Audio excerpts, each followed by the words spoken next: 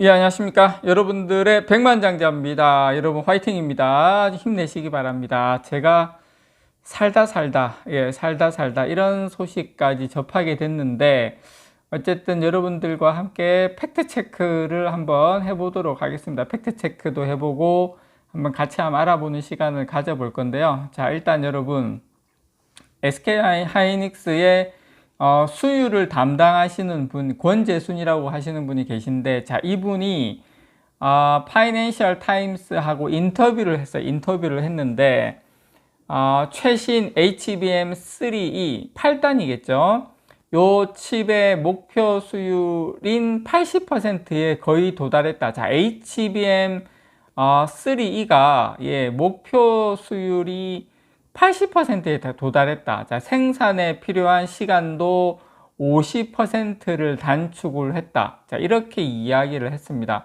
자, 수율은 여러분, 이 한 장의 웨이퍼에 나올 수 있는 최대 칩 대비 이제 양품의 개수를 나타내는데, 수율이 100%면 한 장의 웨이퍼에서 양산된 칩이 다 이제 100%라는 의미죠. 수율에 따라서 단가라든지 매출에 엄청난 수익이라든지 매출에 엄청난 영향을 미치는데, 수율은 여러분, 이게 상당히 뭐라고 해야 되나? 영업 기밀에 해당됩니다. 그래서 수율이 어지간히 잘 나온다 하더라도, 발표한 수율을 알려준다는 것은 상당히 이례적인 일이에요. 80%를 발표했는데, 저 솔직하게 말씀드릴게요. 솔직하게 저는 이거 조금 뻥카가 있다라고 생각합니다. 그 근거에 대해서도 하나하나 좀 알려드릴 건데, 일단 HBM 수율은 통상 50에서 60% 정도로 알려져 있습니다.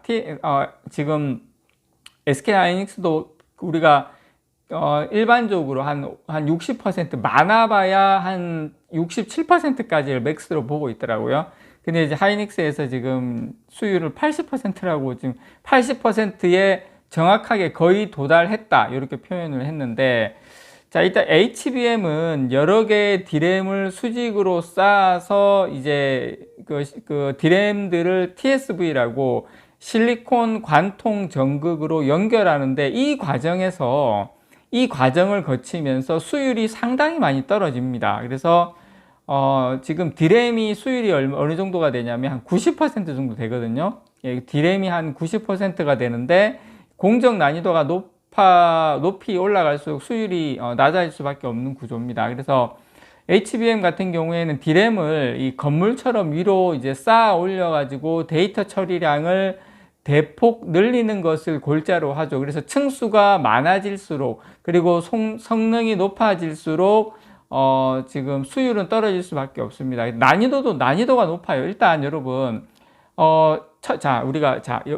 일단 TSV 공정, 자, 실리콘 관통 전극 공정이라고 있습니다. 자, 여기에서 수율이 많이 떨어지고요. 그 다음에 본딩 공정, 우리가 여러분 NCF라니 MUF 그게 이제 그 접착 본딩 공정인데, 자, 여기에서도 수율이 많이 떨어지죠. 그 다음에 또 이제 패키징 쪽인데, 패키징 공정이 추가되기 때문에, 어쨌든 패키징이야 TSMC에서 하기 때문에, 그래서 수율을 높이는 게 현실적으로 쉽지가 않아요. 그래서 업계에서는 HBM 수율의 맥스를 보통 70% 정도로 지금은 보고 있습니다. 70% 이상 높이는 건 단기적으로는 어렵다고는 보고 있어요. 그런데 어쨌든 SK 하이닉스가 이 정도 수율로 올라왔다, 어쨌든 박수칠 일은 맞습니다. 만약에 맞다면 국내 기업이기 때문에 어쨌든 간에 박수칠 일은 맞지만, 한편으로는 정말 대단하고, 그리고 한편으로는 약간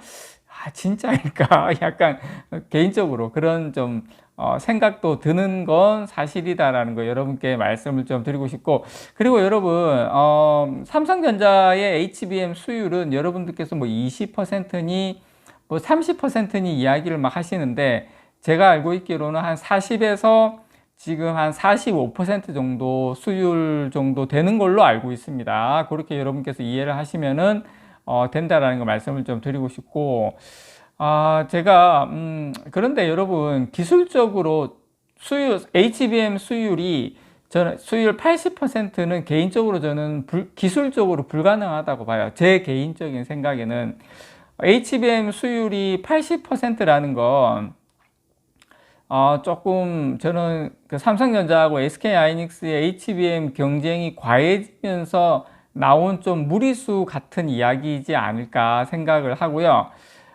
이미 정상 제품으로 이제 판별된 양품의 D램을 이 HBM 베이스 다이에 쌓는다고 가정을 했을 때 80% 수율이 나올 수 있죠. 아마 그렇게 이렇게 좀 계산하는 방식에 좀 차이가 있을 거라고 생각해요. HBM에 들어가는 D램 각각의 수율부터 계산하지 않고 양품 D램 여러 개를 쌓았을 경우에 수율을 계산을 하면 80%도 저는 가능하다고 봅니다. 그래서 SK하이닉스에서 정확한 어떻게 해서의 80%라는 걸 이야기하지 않았기 때문에 저는 조금 여기에 의구심이 좀 드는 건 맞고, 이례적으로 수율을 어쨌든 공개한 건 그만큼 HBM3의 안정적 양산에 대한 자신감을 드러낸 표현이다라고 생각을 합니다. 근데 이제 수율이 상당히 중요한 게 왜 그러냐면 이 HBM의 수율이 조금 더 높아지거나 아니면 낮아져도 반도체 이 업체에 비치는 수익성에 엄청난 차이가 생기게 됩니다. 이제 HBM의 적층 수가 향후에 더 이제 늘어날 수밖에 없죠. 지금 뭐 12단인데 뭐 나중에 18단 되고 뭐 되겠죠. 그렇게 되면 수율이 한 1에서 한 2%만 차이가 나도 수백억 원대의 매출 차이가 발생할 수 있습니다. 그래서 수율은 엄청난 경쟁력을 가지고 오게 된다. 그래서 SK하이닉스에서 그런 이야기를 하고 있는 것 같아요. 어쨌든 기술적으로 아예 불가능한 건 아니에요. 아예 뭐 100% 이거 안 된다 그건 아닙니다. 충분히 뭐 가능성은 있어요. 가능성은 있는데 저는 계산 방식을 다르게 한 결과일 가능성이 훨씬 높다라고 봅니다. 뭐 불가능한 게 어디 있겠습니까? 뭐 가능하긴 하겠죠. 그래서 지금 SK하이닉스는 어쨌든 삼성전자하고 다르게 어드밴스드 MR, MUF 기술을 채택을 하고 있어서 뭐 일말의 가능성은 있다라고 생각은 합니다. 이제 MR, MUF 이제 기술은 이 칩에 열을 가한 뒤에 칩 사이에 이 액체 형태의 보재를 주입해서 굳히는 기술이죠. 굳히는 기술인데 SK하이닉스는 자사가 개발한 독자 기술인 이 어드밴스드 MR, MUF가 이 MR, MUF의 장점을 그대로 유지하면서도 신규 보호제를 적용을 해서 이 방열 특성을 한 10% 정도 개선했다. 그러면 본인들이 지금 SK하이닉스의 최대 수율을 한 67에서 80%까지 70에서 보고 있기 때문에 뭐 글쎄요, 80%는 좀 하여튼 그렇습니다, 여러분. 제가 생각할 때는. 반면에 이제 삼성전자는 칩과 칩 사이에 이 엷은 비전도성 필름을 넣어서 열로 압착하는 TC-NCF 방식을 채택을 하고 있죠. 근데 이제 삼성전자는 이 TC-NCF 방식이 단수가 높아지면 높은 제품에서 수율을 높이는데 효과적이다라고 주장은 하고 있습니다. 삼성전자에서 주장은 하고 있고, 어쨌든 이게 제 개인적으로는, 여러분들은 어떻게 느끼실지는 모르겠지만 제 개인적으로는 상당히 이게 수율이 80%다. SK하이닉스가 상당히 어쨌든 간 뭐 80%라고 한 건 뭐 70한 한 5%, 70%는 넘으니까 80%라고 하겠죠. 그래서 상당히 SK하이닉스가 뭐 어쨌든 잘하는 건 잘하고 하는 거니까 칭찬을 해주는 게 맞겠죠.